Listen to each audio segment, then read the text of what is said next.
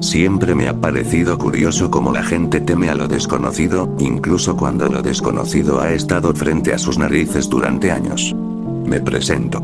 Soy el señor Calvillo, un hombre de negocios, calvo, por supuesto, de mirada tranquila pero con una memoria que jamás olvida.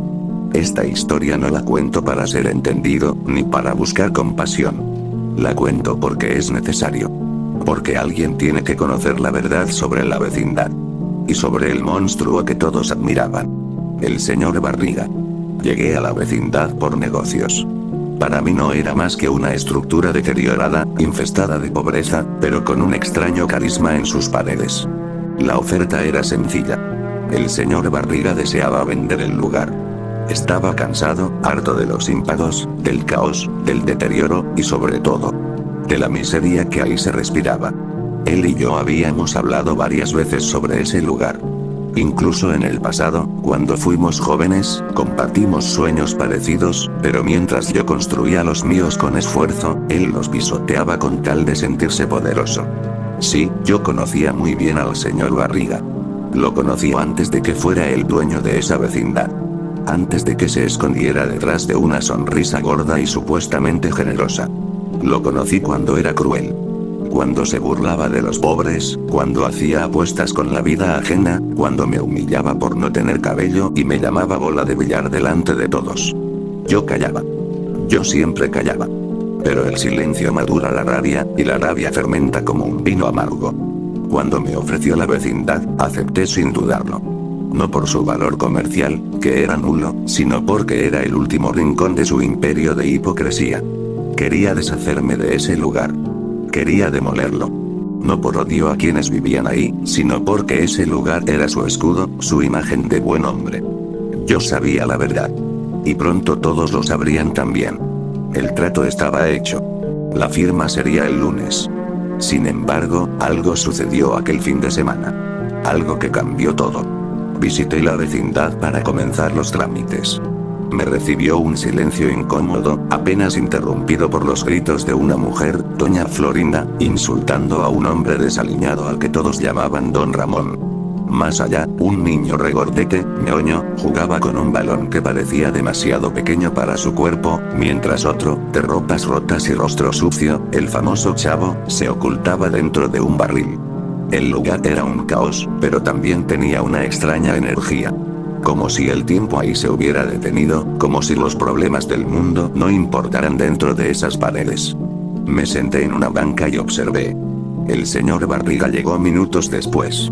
Traía documentos bajo el brazo y sudaba como si hubiera corrido un maratón. Cuando me vio, sonrió. Calvillo, viejo amigo. Hoy es el principio de una nueva etapa. Asentí, sabiendo que esa nueva etapa sería para mí, no para él. Pero entonces ocurrió. Uno a uno, los vecinos comenzaron a rodearnos. La mujer que gritaba, el hombre desaliñado, los niños, una anciana con sombrero negro, un profesor alto y elegante. Todos comenzaron a suplicar. No nos venda, señor Barriga. Aquí vivimos desde hace años. Nosotros lo queremos como un padre. Él dudó. El muy cobarde dudó. Yo lo vi. Su rostro sudoroso se llenó de miedo. No por perder el dinero, sino por perder su imagen de salvador. Calvillo. Creo que necesito pensarlo mejor. Dijo temblando. ¿Qué estás diciendo? Le respondí sin levantar la voz. El trato está cerrado. Lo siento. No puedo hacerlo. Ellos son mi familia. Su familia. Qué asco me dio escucharlo. Esa familia que nunca ayudó realmente. Esa familia a la que humillaba con cuotas absurdas, amenazas constantes y falsas promesas de ayuda. Él era el lobo disfrazado de oveja, y ellos los corderitos que lo abrazaban con gratitud. Me marché sin decir más. No discutí. No grité. Pero algo dentro de mí se rompió. Esa noche, en mi departamento, abrí una vieja caja de recuerdos. Dentro estaba una fotografía de nuestra juventud. Él y yo, en la universidad. Él con cabello, yo con esperanzas. También había recortes de periódicos, cartas, y una vieja libreta donde anotaba todas las deudas que me hizo pagar con humillación, con abuso, con desprecio. Me miré en el espejo. El reflejo me devolvió una mirada serena, pero ya no era el mismo hombre. Ya no era Calvillo el empresario. Era Calvillo, el justo. El vengador. El que iba a quitarle al señor Barriga todo lo que más amaba. Su refugio, su máscara. Y su vida. Y no lo haría con ira. Lo haría con precisión. Con paciencia. Esa vecindad sería el escenario. Esa noche sería el final. Primero venderían ellos. Uno por uno. Aquellos que lo protegieron. Aquellos que lo defendieron. Porque si algo he aprendido en esta vida, es que cuando el verdugo se disfraza de víctima, alguien tiene que ser el verdugo verdadero. Y yo lo sería con gusto. Regresé a la vecindad una noche después del arrepentimiento del señor Barriga. La luna apenas iluminaba las calles vacías, y los faroles parpadeaban como si quisieran avisar a los vecinos de lo que estaba por ocurrir. Pero era inútil. Ellos ya estaban condenados desde el instante en que interfirieron. Tenía todo planeado.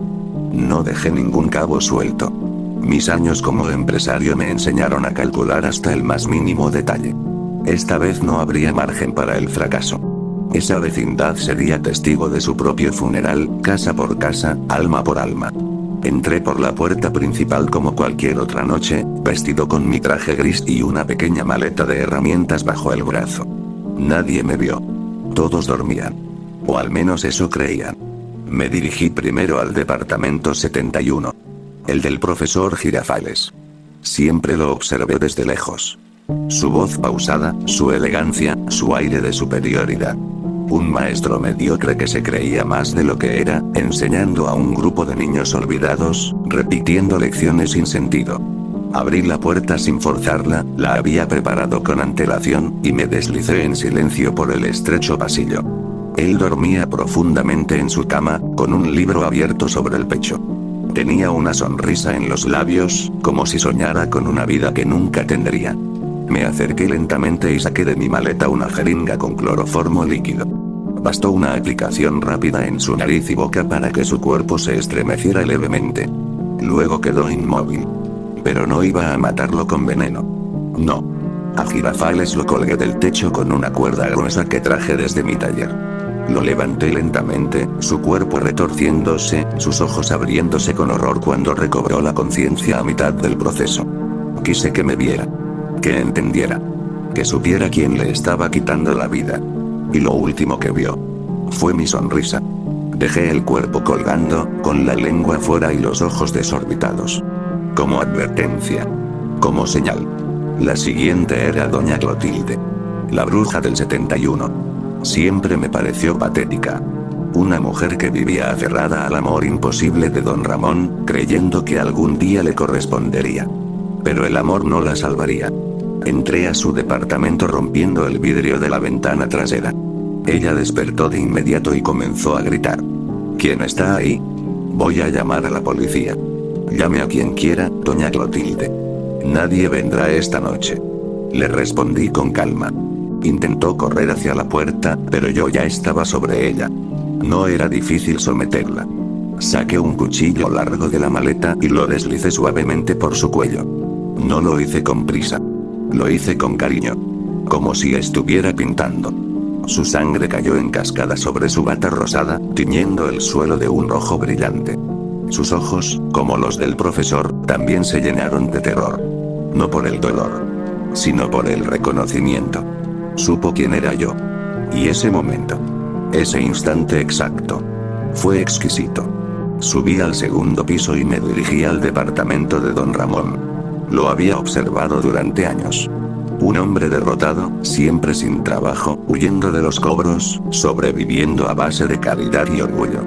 Entré sin que me escuchara. Estaba en su cama, roncando, con una botella vacía a los pies. No quise despertarlo. A él lo maté mientras dormía. Una bolsa plástica sobre la cabeza y cinta alrededor del cuello. Tardó 2 minutos en dejar de moverse. Fue el más silencioso de todos. El más triste, quizás. A pesar de todo, en ese momento, me dio pena. Pero ya no había marcha atrás. Seguí con doña Florinda. Ella no estaba sola. Dormía con Kiko. Madre e hijo, compartiendo cama como si el mundo no tuviera peligros. Abrí la puerta con una ganzúa y entré sin ruido. La miré por un instante. su rostro endurecido incluso dormida, como si hasta en sueños despreciara a los demás. A ella le disparé. Un solo tiro en la cabeza con la pistola con silenciador que tenía en la maleta. Kiko despertó de inmediato y comenzó a gritar. No tenía más de 12 años. Se cubrió con las sábanas mientras lloraba, suplicando que no le hiciera daño. Me incliné hacia él y le susurré. No tienes la culpa de nada. Pero no puedes vivir sabiendo esto. Y apreté el gatillo. Bajé a la parte central de la vecindad. El chavo, como siempre, dormía en su barril. Me detuve frente a él. Por un momento, dudé. Era un niño. Un niño abandonado, sucio, sin padres, sin hogar. Sin amor. Una sombra más de la miseria que dejó el señor Barriga. Pero yo ya no era un hombre. Era justicia. Lo saqué del barril. Él abrió los ojos, apenas entendiendo lo que ocurría. Lo acuné en mis brazos, como si fuera mi propio hijo, y lo ahogué con una almohada que tomé de otro departamento. No luchó mucho. Solo sus ojos, grandes y húmedos, me miraron hasta el final. Y ahí, en ese instante, el silencio se volvió absoluto. Había terminado con todos. Menos con dos. Me senté en el centro de la vecindad, entre los cadáveres, el aire cargado de sangre y muerte. El amanecer asomaba. Pronto encontrarían los cuerpos. Pronto sabrían lo que había hecho. Pero aún faltaba lo mejor. Aún faltaba él. El señor Barriga. Y su pequeño ñoño. Ellos no estaban en la vecindad esa noche. Estaban en su casa, lejos, en las afueras de la ciudad. Dormían tranquilos, creyendo que todo estaba bajo control. Pero no. Yo iba hacia ellos. Y sería el final de todo. Tomé un taxi esa misma mañana. Me cambié de ropa, limpié mis manos, oculté las manchas en mi rostro y guardé la pistola en un doble fondo de la maleta. El sol apenas había salido, y ya los pájaros comenzaban a llenar de vida la ciudad. ¡Qué ironía! La vida despertando, mientras yo acababa de apagarla en aquel rincón olvidado. El camino hacia la mansión del señor Barriga fue largo. No por distancia, sino por recuerdos. Cada semáforo parecía una pausa obligada para que mi mente repasara lo que había hecho. Y lo que estaba por hacer. No sentía culpa. Solo una melancolía extraña. Como si, de alguna manera, supiera que no habría retorno, ni redención, ni olvido. La mansión del señor Barriga estaba en una zona privada, con árboles altos, rejas negras y cámaras de seguridad. Pero nada de eso me detendría. Yo había planeado esta visita desde mucho antes de que la vecindad se cruzara en el trato. Lo tenía todo. Los horarios, los accesos, incluso las rutas de escape. Si algo me caracterizaba era la paciencia. Y la memoria. Me acerqué por la parte trasera, por el jardín donde ñoño solía jugar con sus consolas portátiles bajo la sombra de un limonero. Entré por la puerta del servicio. Nadie la cerraba por dentro. Conocía a la empleada que trabajaba ahí, la había seguido durante semanas. Esa mañana no estaba. Le había enviado un sobre con dinero para que visitara a su madre en otra ciudad. Una pequeña ayuda de parte del patrón, decía la carta falsa. Una vez dentro, todo fue silencio. La mansión olía a madera recién barnizada, a muebles caros, a limpieza obsesiva. Pero también a miedo viejo. No ese miedo que se siente cuando uno cree que algo anda mal, sino ese miedo que vive agazapado en los rincones del pasado. Lo conocía bien. Lo sentí muchas veces mientras crecía. Por culpa de él. Subí las escaleras despacio. Cada escalón crujía como si me suplicara que me detuviera. Pero no. Ya no podía detenerme. El primer cuarto era de ñoño. La puerta estaba entreabierta. El niño dormía profundamente, abrazado a un enorme peluche. Su rostro era redondo, tranquilo. Igual al de su padre, solo que sin la maldad aún. Me quedé ahí, viéndolo. Por un momento, mi mano tembló. No por miedo, sino por una voz que surgió dentro de mí. Una voz que decía: él no tiene la culpa. Pero esa voz desapareció en cuanto recordé cómo su padre se burlaba de los niños como él. Cómo usaba su gordura como broma, como castigo, como chiste cruel frente a otros adultos. ñoño era su extensión. Su reflejo. Su legado. Entré sin hacer ruido. Me senté a su lado. Y esta vez no usé armas. Solo apreté su nariz y cubrí su boca.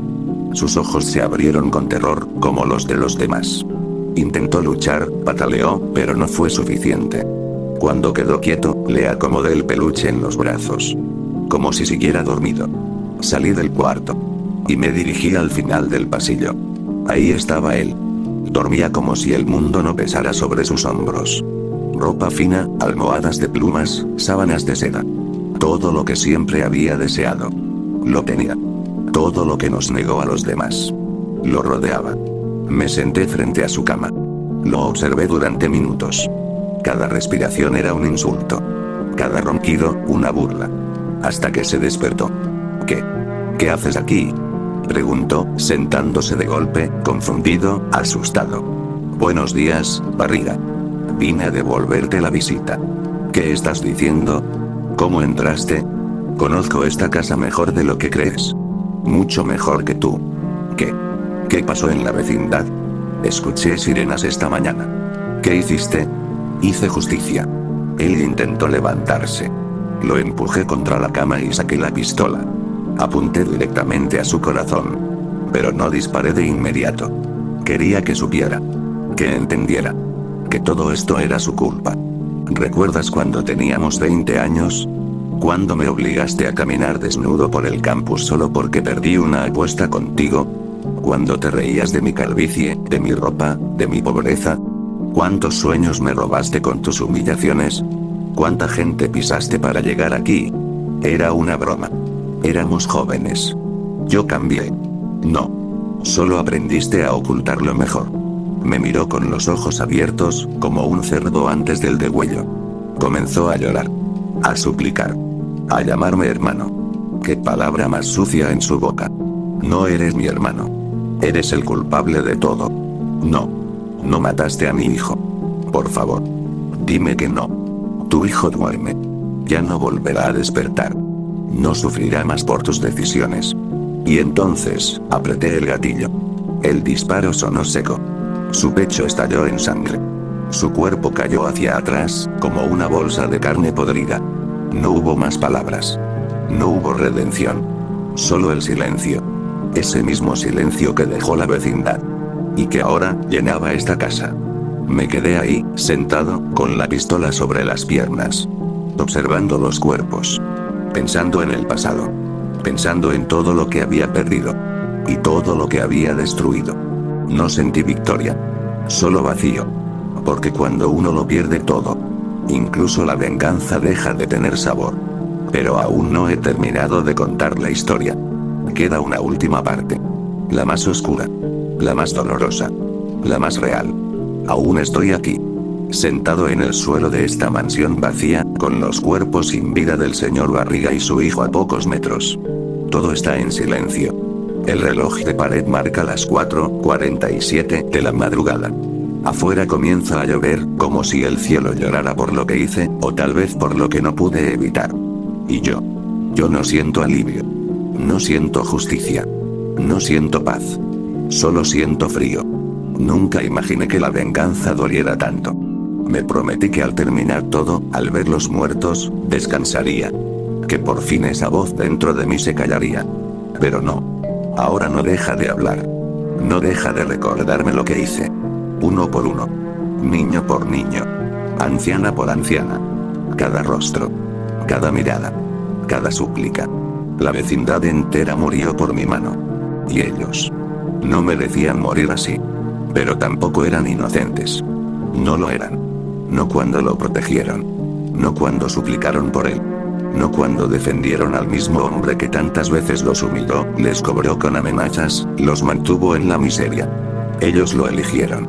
Lo escogieron como su salvador. A él. Al que me destruyó cuando éramos jóvenes. Al que me dejó tirado en la basura después de reírse de mí frente a toda la universidad. Al que convenció a todos de que yo era un fracaso, de que nunca llegaría a nada, de que era un pobre calvo ridículo sin futuro. Y sí. Lo fui. Hasta que lo recordé todo. Hasta que regresé a buscar lo que me quitaron. Hasta que vi su imperio de mentira construido sobre los esqueletos de gente como yo. Por eso lo hice. Por eso. Y por lo que pasó con mi hija. Sí. Porque no era solo por mí. Hace años. Mucho antes de este trato, antes de siquiera imaginar que algún día tendría poder, mi pequeña hija murió. Tenía 6 años. Se llamaba Lucía. El tumor cerebral la devoró rápido, pero no antes de que yo vendiera todo lo que tenía por una oportunidad.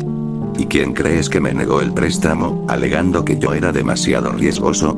¿Quién me echó de su oficina mientras lloraba, suplicando solo una extensión, un respiro? ¿Quién dijo que el mundo no está hecho para los débiles? Él. El señor Barriga. Esa fue la última vez que vi a mi hija con vida. En una camilla, conectada a máquinas, sin poder pagar el último tratamiento. Murió esa noche, y él siguió con su vida. Se llenó de propiedades. Se compró esa vecindad. Se hizo el benefactor de los pobres que rentaban allí. Y todos lo amaban. Todos lo idolatraban. Y yo enterré a mi hija con las manos vacías. Por eso, cuando me ofreció la vecindad, supe que era una señal. Esa era mi redención. Y al ver cómo los vecinos lo defendieron, cómo lo rodearon y lo llamaron padre, salvador, hombre bueno, supe que no solo debía morir él. Todos ellos también eran parte de su mentira. Y así, uno por uno, se fueron. La Popis, llorando al ver a Kiko muerto. Ñoño, abrazando a su peluche sin saber que era su última noche. El Chavo. Ese niño que solo conoció el abandono. Su mirada. No la olvidaré jamás. Todos ellos están muertos. Y ahora estoy aquí, solo, en esta casa llena de lujo. Llena de sangre. Me queda una última cosa por hacer. Desde que llegué, he tenido una pequeña caja de madera conmigo. Dentro está un viejo encendedor de plata y una lata de gasolina. No traje esto solo por seguridad. Lo traje por destino. Voy a quemarlo todo. La casa. Los cuerpos. Esta historia. No quedará rastro. Ni de ellos. Ni de mí. Ni de la mentira. Porque si algo aprendí en todos estos años, es que no hay justicia verdadera. Solo hay verdad escondida bajo capas de silencio, y yo fui la llama que la desenterró. Coloco la gasolina alrededor de la sala, con cuidado, como si estuviera trazando un círculo sagrado. Dejo un poco en cada esquina, en cada cortina, sobre los cuerpos. Luego, me siento en el sillón del señor Barriga, el mismo donde tantas veces negó auxilio a gente como yo, y saco el encendedor. Lo enciendo. Y la llama baila. Como bailaba la vida en los ojos de mi hija antes de apagarse. Como bailaba mi odio antes de consumirme. Y mientras el fuego comienza a abrazar los muebles, las paredes y los cuerpos, cierro los ojos. La verdad no necesita testigos. Solo cenizas. Y yo me convierto en una de ellas.